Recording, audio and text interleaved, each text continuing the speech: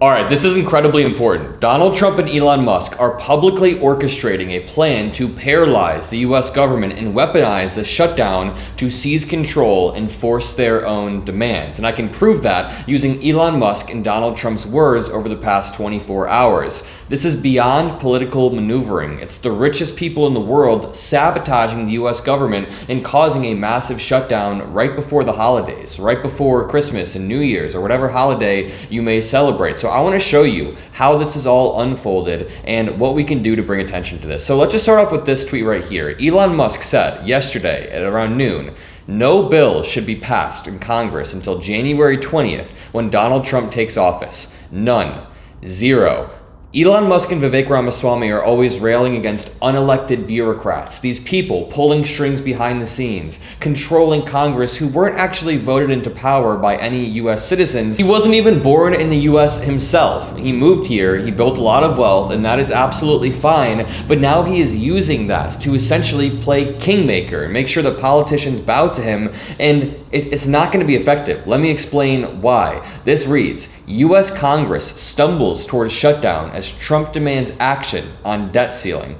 US lawmakers have less than 2 days on Thursday to avert a partial government shutdown after President-elect Donald Trump rejected a bipartisan deal and demanded lawmakers address the nation's debt ceiling before he takes office next month. There's this very Trumpian tactic of manufacturing some sort of crisis and then trying to act like you fixed it. We can see this about a year ago when he told Congress to nuke the border bill. There was a perfectly good border bill that would have helped the problem at the border that he always talks about, that he always over-exaggerates, and he told Congress to shoot that down so that he can continue to rail against immigration. It's the same exact thing here. If you can manufacture a problem like this, then you can come in and act like you saved the day. Trump's fellow Republicans huddled behind closed doors on Capitol Hill to craft a fallback plan that could win his approval and also muster enough support to pass the Republican-controlled House of Representatives and the Democratic majority Senate. And then Democratic President Joe Biden obviously has to sign it into law to keep the government funded past midnight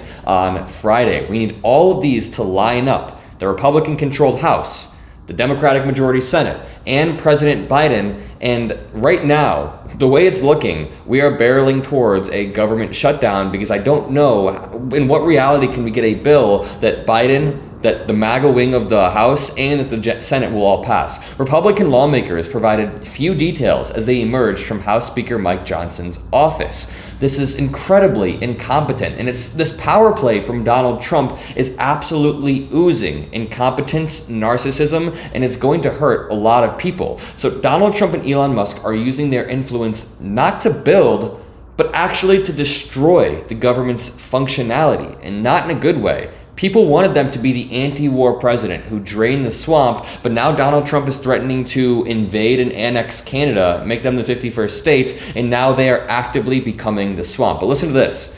Quote, the situation is still fluid, said Representative Tom Emmer. That's a helpful statement, wow. Without action from Congress, though, the U.S. government will begin a partial shutdown on Saturday that would interrupt funding for everything from air travel to law enforcement in the days leading up to the December 25th holiday and cut off paychecks for more than 2 million federal workers. And here's the thing, I will relentlessly be covering this. I'm sure MeidasTouch will be. I'm sure everybody in this sphere will be relentlessly covering this.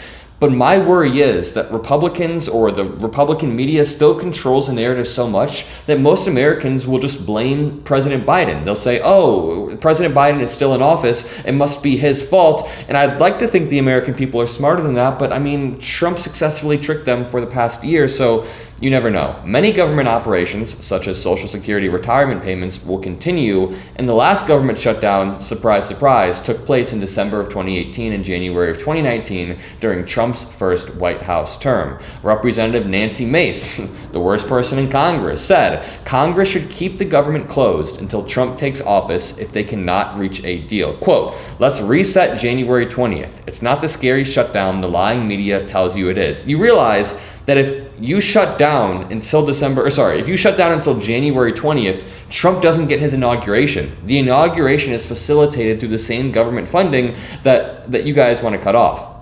Here's where it gets terrifying.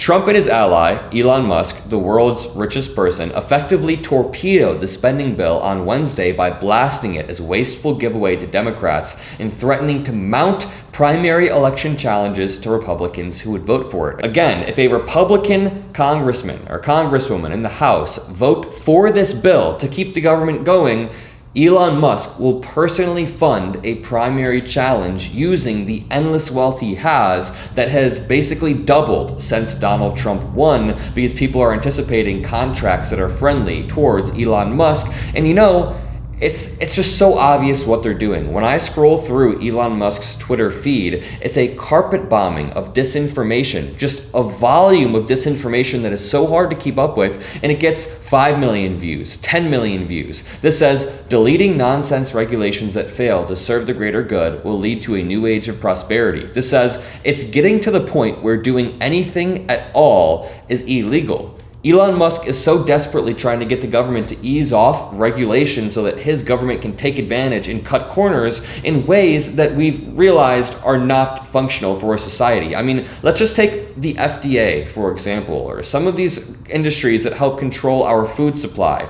When RFK Jr. takes those over and removes these regulations, we'll go back to 1906 when that was first established, and meat was always spoiled. Meat was oftentimes not in a good condition. I mean, you can just see the downstream effects of removing some of these regulations. So in 1970, there were 405,000 federal regulatory restrictions, and in 2019, there was a little bit over 1 million. This isn't even that crazy. In 1970, you could smoke in basically every building. You could smoke on airplanes. There was no security. The world has changed a little bit since 1970, and maybe we've learned a thing or two about what works and what doesn't. Elon Musk is right here just trying to poison the well and influence people, and we need to have the infrastructure to push back.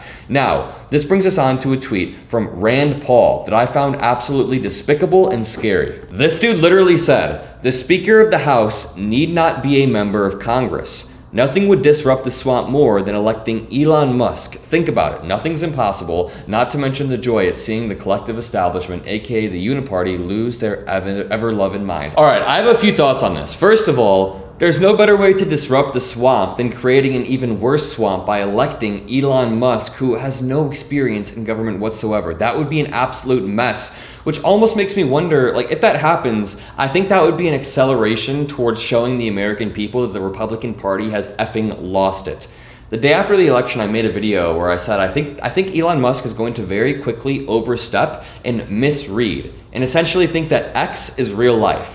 Most Republicans right now are genuinely convinced that X is real life, and it's absolutely terrifying, and now they are completely overstepping. This would be an absolute overstep. So what do you call it when a billionaire and another billionaire former president conspire to paralyze the US government? It's an act of sabotage for funding that would help disaster relief, law enforcement, air travel, just as millions of Americans are preparing for the holidays. And for Trump and Musk, it's nothing. You can see it when they talk about healthcare or Donald Trump's lack of healthcare plan. You can see it when they talk about cutting entitlements or government shutdowns. They really aren't affected. They are quite insulated from all of these things due to their vast wealth. So why does Elon Musk care if the average person doesn't have healthcare? This is all a play to increase his power. And this reads, on Thursday, Trump told NBC News that Congress should abolish limits on government debt entirely. That would end the periodic debt showdowns that have pushed the country to the brink of default, but expose lawmakers to charges of fiscal irresponsibility. And the Musk factor. Democrats have shown little interest in revising their deal to satisfy Trump and Musk. And why would we? Why would Democrats ever do that? The bipartisan bill would have funded government agencies at current levels and provided $100 billion for disaster relief and $10 billion in farm aid. You know, I'm going to make a longer breakdown later today about the implications of this, where we go from here, how we got here. I just wanted to pop on and chat about it. I'm still moving apartments, so bear with me for a few days. I will make a longer video later where we go in depth. I just thought it'd be worth popping on. Thank you guys. Love you guys. See you in the next video, and peace out.